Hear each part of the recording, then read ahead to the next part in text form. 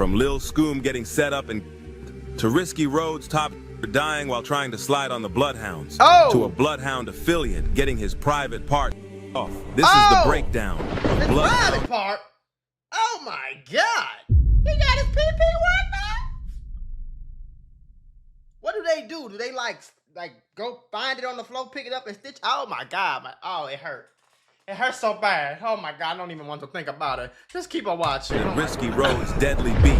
Risky Road and Bloodhound are both well-respected gangs in Chicago and are also both blowing up in the music scene. Unfortunately, their ties to other gangs has them beefing, and it turned deadly in a short period of time. See, Risky Road is a set from the Hundreds that is located on the 104th and Maryland block, which is only an 11-minute drive with traffic from the Bloodhound 79th and Maryland block. This whole beef started way back when rapper Lil... It's still too far for y'all to be really beefing and shit. That's not the same hood at all. Scoom dissed Lil 30, who is from the Get Busy gang that is tied in with Risky Road. Lil 30 was killed for taking Lil O's gun and taunting him about it online. Lil O is a Drench gang member and is known for catching multiple hats, so I don't know why Lil 30 would try something like that on a killer.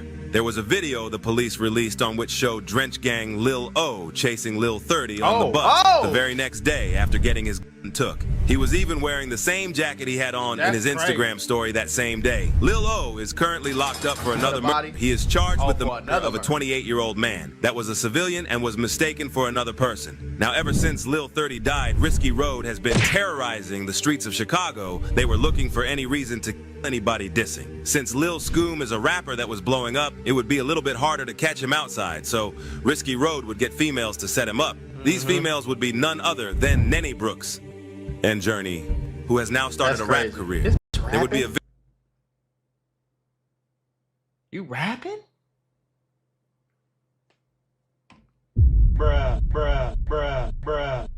That's weird. For everybody that talking about some, oh, she ain't set him up, this, that, and third, for you to just be come out rapping and your boyfriend, that was like a year ago, bro. Like, gang. If you passed away, wouldn't you, if you had a girlfriend and you passed away, wouldn't you want her to be like, wouldn't you expect her to be like distraught and just up about it? Like, you know what I'm saying? She out here rapping? Video going around of Lil Scoom, his homie Lil Will, Nen Brooks, and Journey all standing on the porch waiting for someone to open that door. The whole video just gives off backdoor vibes, from Nenny walking slow behind them and texting on her phone, to Journey circling around Lil Scoom and flashing her phone to get the shooters ready. Lil Scoom would end up making it in the house, but he would be paranoid the whole time. He would even text his mom telling her that something was off. Right. That's As crazy, Lil Scoom was leaving, him and his homie Lil Will would be ambushed outside the house. Lil Scoom was hit multiple times in the chest, and Lil Will was hit in the legs. Risky Road members even claimed that Lil Will allegedly got his private part off. Despite all those he took, Lil Will ended up making it and is doing well. Lil Scoom tried to run but wasn't fast enough for these. He would lose his life that night on July 7th, 2024. That was just after a year news ago, broke bro. that Not even a Nenny year Brooks ago. backdoored Scoom, she would book a one-way ticket out of Chicago and never come back. Not because she was scared of the police, but because she knew if the Bloodhounds find her, that it would be over for her. Sure. She would be spotted in Minnesota, but luckily the person that spotted her left her alone. They caught her and they seen Just her a couple in Minnesota. hours after Lil Scooms was killed, a Risky Road member would repost a picture of Lil 30 captioning it, "Love you, bro. You know we gon' handle anybody playing with you," which pretty much confirms Lil Scoom was set up and killed for dissing. One thing Chicago gang members are known for is self-snitching, since the police here don't care about murders as much and literally can't keep up with solving them. Gang members would let everybody know who they killed. It's literally been, I think this is the first year where it's not on track to be like 600 murders or 500 or something like that. That's 2 murders a day, bro. Like, by the time they start solving this one, they gotta wake up to 2 more tomorrow. Like, you feel me though? Like that. Then you got shootings, you got attempt, you got robberies, you got this, you got. It's a lot. Get away with it. A fan would act like he's a part of the Bloodhound gang and would DM the alleged of Lil Scoom. He goes by Risky Road Turbo. He is alleged to be one of Risky Road's top-ranking shooters and is a certified crash dummy. Turbo has a long history in these streets and is well respected for all the hats he's caught. In the DMs, the fan would basically get Turbo to admit he Lil Scoom and mention how Lil... What happened? He admitted that he did that. In the DMs, the fan would basically get Turbo to admit he... You police, Leo, like Lil Scoom. Lil Will lucky he was running for his life. Man, you would stop that goofy. You know we both finna... Lil Scoom and mention how Lil Will got lucky that night. And on Twin, I was just through y'all dropping bags. This is why I be saying these people be so goofy. This is a random fan in your DM. Random fan in your DM. You sitting here mad on your phone. What? You better what? You saying all this? I was just on y'all block. Show y'all face. Show y'all face. Oh yeah, you think you tougher than me? I'll show you who's really tough. Like y'all it's like their entire life is just dedicated to proving to everybody that they really like that. It's really just proving to everybody that you really broke. You ain't got nothing else to do but shoot people all day. You ain't got no money, and you gonna die or go to jail before you turn 30. That's all you showing. People think this shit is cool. It blows my mind every day, folks. Every single day. Turbo would even want to go hat for hat with this fake op, which is insane. This just goes to show you how slow these killers are. Yep. Even though Risky Road got the mill ticket Lil Scoom out the way, they wanted more famous hats. On September 28th, CEO Hawam, a rising artist from Risky Road, would suit up and go on drill broad daylight on the Bloodhounds block. There would be a video leaked of CEO Hawam hanging out the car shooting. And not even 2 seconds of him, he would get his split open. After getting tapped, CEO Hawam was dangling out the car like an inflatable tube man outside of a car dealership. No. His homies would have to stop to put him back inside and drive him to the nearest hospital. That's crazy. Unfortunately, so there was a video of him blinking out, hanging out the car, blinking. Somebody hit him and he hanging out the car like this. His homie had to stop the car and pull. That's crazy, gang. This what y'all want to do? This sound cool to y'all? Hawam would die 2 days later. Now rumors would spread that Q50 was the one who had tapped him and sent him back to the gulag, but we don't know how true that is.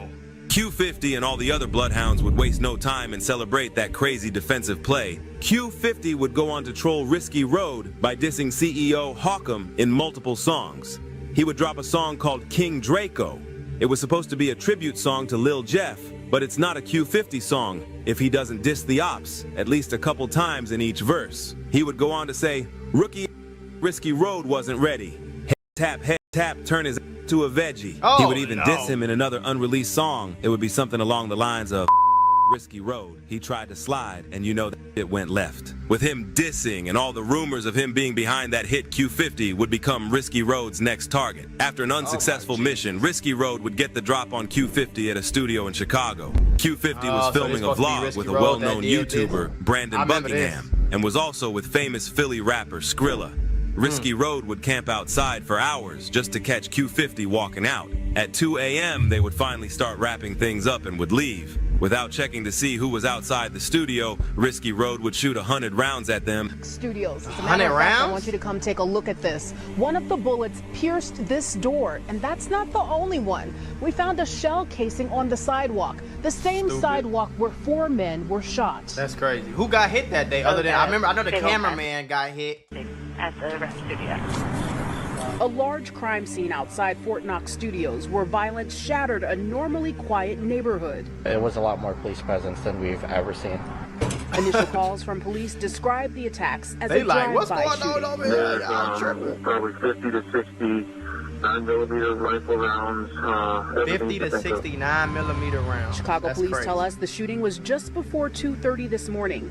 The 4 men, ranging in age from 20 to 25, were walking on the sidewalk near North Knox Avenue. I don't even know where this is. You ever had one of them days where everything seems to go wrong? I mean, you're just trying to grab a cup of coffee and BAM! You're tangled in a pile of boxes because the shelf was broken. And just like that, I realized sometimes accidents at work are more than just funny stories. They can actually change everything. Trying to handle a workplace injury on your own? It's like trying to fix the broken shelf yourself. More chaos, more headaches, and it's no guarantee that you'll get what you deserve. You got paperwork, insurance calls, and someone always telling you to wait. It's enough to make you wish you had a secret weapon. But here's the thing. There's a team of people that fights for people just like you. For over 35 years, Morgan & Morgan, America's largest injury law firm, has been winning cases when everybody else said it couldn't be done. In Florida, someone got $12 million after a work accident, even though the insurance was ready to offer just $350,000. In Pennsylvania, a worker was awarded $26 million, which was 40 times the initial offer.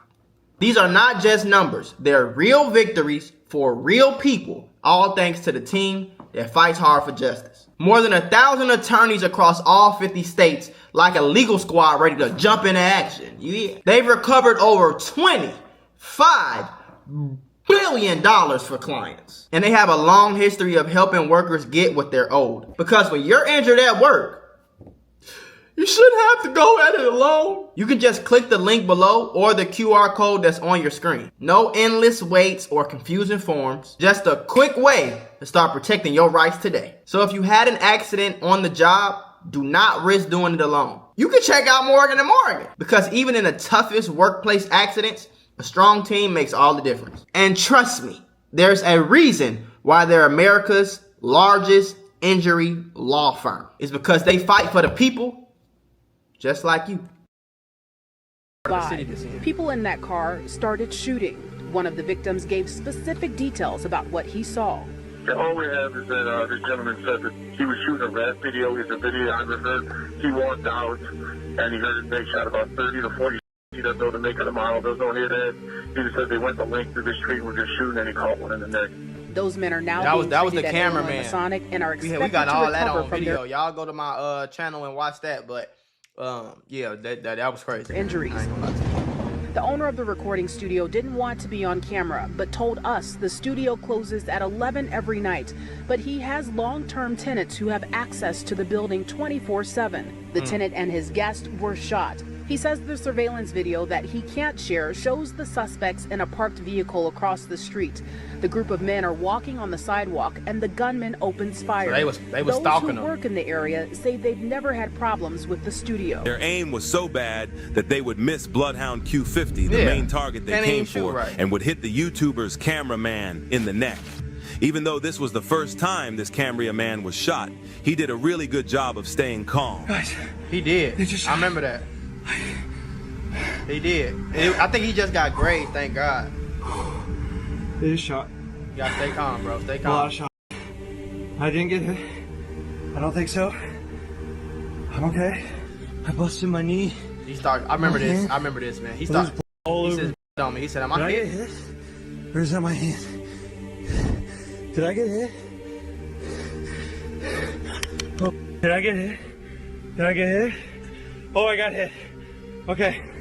I remember this. He was like, "Okay, things changing now. I don't know how to react. Now it's time to do something." I think it was just a graze. I need to hide behind the dumpster or something, bro. I can't be out here. I don't know what I'm doing. I don't know if Risky Road is purposely trying to people's private parts off, but they were so close to cheddar bobbing Skrilla, they would hit him in the upper thigh. Both the cameraman and Skrilla the Philly rapper got hit That too? happened. Is your heart racing like so I could die? Like, you know, like that just seems unexpected. Like you. Yeah, you know, when I got shot, I'm like, damn, I'm like, for them to get shot. I'm like, damn. And then my truck though I had though, the bullets hit the tires too, so two front tires was flat. Till we get to the hospital, this shit closed. Is this still the hospital? Yeah, closed. What do you mean the hospital's closed? Closed. It was like an abandoned hospital. Yeah, Chicago. This makes sense. Yeah, Chicago. There you go. I'm gonna say Skrilla Chicago. is not considered a drill rapper. He would basically It's really acquire... only like a few good hospitals in the whole city, bro. You got Northwestern and you got the university. But it sounded like they was all the way up north, so they probably would have went to Northwestern, I'm thinking.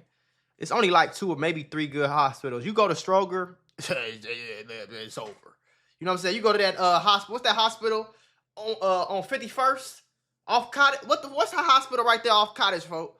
On 51st. Man, that hospital, it sucks, gang. You go to that hospital, bro, I promise they gonna let you check. They ain't even got no, like, you feel me? You could go in that bitch, smell them, look around 2 times. You know you ain't gonna make it, folks. Like, on God, gang. You better off, like, I ain't gonna. You better off just walking to the university on what you call it, folks. Like you better off just going. 51st? That's the worst hot man. And then that one on Stony Island too. Oh my God. He would waste no time and get in the booth dissing Risky Road as if he's been beefing with them for years. He would troll them by mentioning CEO Hawam's failed drill on the Bloodhounds. He would make a whole song dedicated to how real shit gets in Chicago. And in the middle of the song, he would say, trying to Troy Polamalu, Ray Lou Risky Road. Did you see up on the news who done got clapped today? Heard a done got tapped and he done passed away? As if that wasn't disrespectful enough, he would add an ad-lib saying, yeah, he a pack.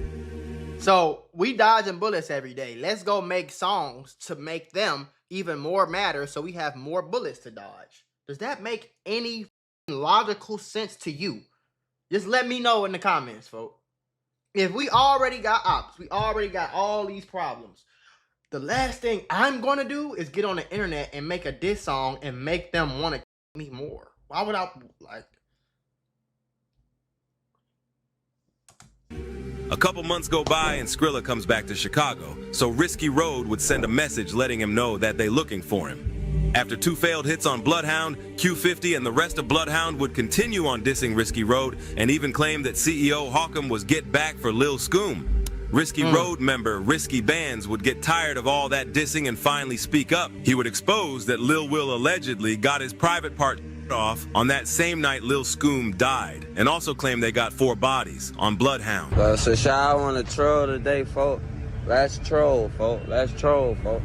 Let them know how fool tried to run, got caught. They got his shot off on Matt Gray. Oh, Matt Graves. Oh, Matt Graves. Y'all want to troll, but my homie died, but talk about that. Like, what, bro? You have homies, too. Everybody should be really humble as y'all both got. Everybody has homies. Nobody is bulletproof. You see how this is? You finna get on Instagram and talk about your ops that you got hit, and then you're gonna say, yo homie grave. Like, what? Like, just ass niggas. It's crazy, folks. 3-4 niggas from Bloodhound got touched, folks. Lying and shit, can't even use it no more. Ass, you know. Oh, look, name a time you look, came on our block and even threw a rock. Folks. What you mean? You have homies, bro. Ain't even been in our area and threw a rock at us before. Now, on the other hand, I don't know who those 4 bodies are, but he does go on to confirm they caught Ty on 79th in front of a liquor store. He would also go on to troll them for not getting back for Lil Scoom. They even have their youngest itching to Q50. This young crash dummy would preview some of his music, and that's all he had to say about He's trying to be like, I'm gonna get him, and then they gonna really think I'm cool then.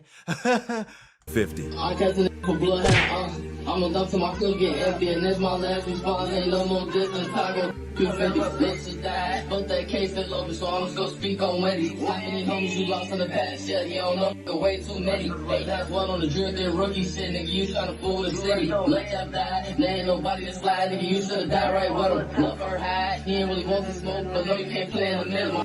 He would even explain what the gang Hawam means to try to save Risky Road from a pending Rico. For sure. Hey, look, let me break something down for y'all. Y'all know how y'all be always hope. Y'all gotta know what hope stand for. Like, it's humble, accountable, wealthy, king. Don't matter. Y'all gotta know. I really don't be breaking it down to people, but just pride and just think, oh, this is game banging. It's not even no game banging. It's humble, bro. That's not gonna save you, bro. Y'all catching bodies and talking about it on Instagram and YouTube and Twitter, gang. You making a video saying what HAWK means, that's not doing nothing for you. I know you think you being smart, but if you was really smart, y'all would get the off Instagram. Y'all wouldn't even be doing this. Y'all saying all that while y'all shaking up, dropping GDK and BDK and shaking up gang and all this, and talking about gang and talking about how many out and shot and talk about who got they blew off and all this. Like, y'all, what are you talking about, bro? You think that's gonna make the police be like, oh, they're good boys? Like, y'all ass slow, bro. Wealthy kings. I don't want to have to keep breaking that down to people. Because this is my only time breaking it down. And I'm working on this, bro. This war started over some words and turned deadly, which shows you how quickly things escalate in these Chicago streets. YFG Fatso, another up-and-coming Chicago artist, who is from the YFG gang, was beefing with Lil Scoom before he died. They were beefing over who stole whose song lyrics. Even though YFG was locked in with Bloodhound, they would have to cut ties with each other and start a new war. We beefing over, you stole my song. No, you stole my lyrics. Oh, let's kill each other. Like, stupid, man. These niggas is like, man. Ricky Road is beefing with Bloodhound. YFG would click up with them and start hanging around them. Summer is around the corner, and you know that's hat catching season in Chicago. For sure. Kind of like the NBA Summer League, but with switches and Warzone weapons. I hope both Bloodhound and Risky Road stay out the way and focus on one goal, which is making it out of the trenches. Comment down below and let me know your guys' thoughts on this whole situation. Making it out of the trenches. I say this in every video, bro. You do not got to be rich to move out of the trenches, bro. I swear to God. If you went from Chicago, take your ass to Minnesota, take your ass to Ohio. Yeah, it's cracking over there, but you ain't got to move to the hood. Go to Oklahoma City. It's cheap to live out there. Go to OKC, cheap, go get you a 1-bedroom apartment. These niggas don't want to leave the trenches. That's why they there every day.